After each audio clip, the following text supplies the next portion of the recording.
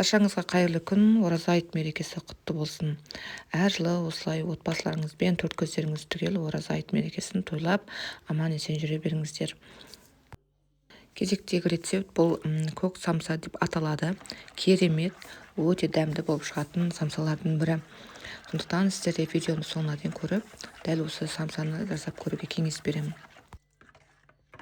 Мен қажетті қоспалардың барлығын төмендегі описаниеге жазып қалдырамын, сол жерден көріп алсаңыздар болады. Енді суымыздың үстіне сары майымызды салдық, тұзымызды, барлық қоспаларды салдық. Енді үстінен електен ұнымызды өткізіп саламыз, және де қамыр етіп билеп аламыз.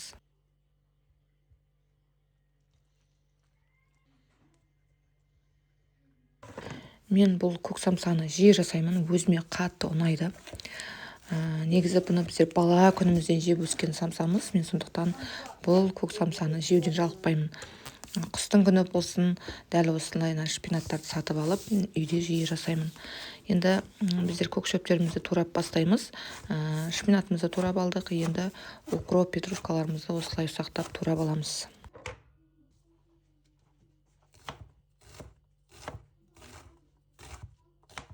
Осы ораза айт мерекесімен тұспа-тұс келген наурыз мерекесі құтты болсын. Ақ мол болсын, дендеріңіз сау болсын. Әрқашанда осындай ашық аспан астында бақытты ғұмыр кешіп жүре берейік. Енді біздер көк шөптерімізді турап алған соң, осындай кәдімгі ақ пиязымызды турап аламыз.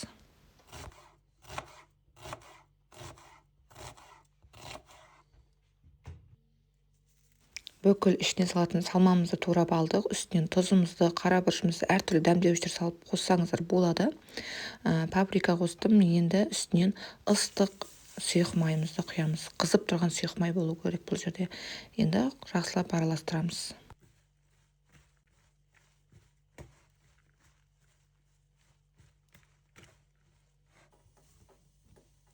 Салмамызды бір шетке ала тұрып, енді қамырымызбен жұмыс жасаймыз. Қамырымыз біздерден демалды.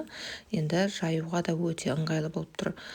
Әр кескен қамырымызды мен 100 граммнан бөліп алдым. Сіздер кіші етіп жасасаңыздар да болады. Енді мен үлкен көлемде жасадым. Енді бұл жерде сіздер 50-60 граммнан бөліп алсаңыздар болады.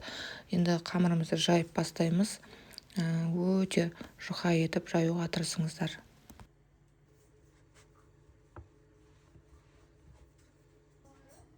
Қамырымызды жайып алдық. Міне өте үлкен болып тұр менікі. Бірақ сіздер анағыдай қамырдың тең жартысын бөліп алсаңыздар болады. Енді ішіне салмамызды саламыз.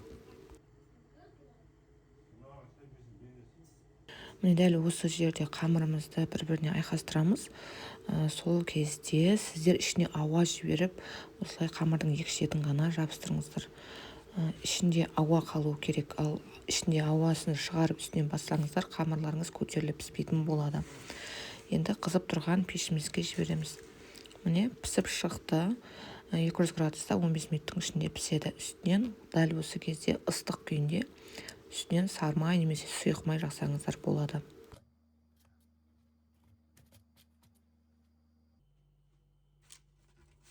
Менде осындай үлкен самсадан 2 лист шықты. Өте үлкен болғандықтан екеуі ғана шығардым. Әдем болып шықты. Міндетті түрде жасап көруге кеңес беремін.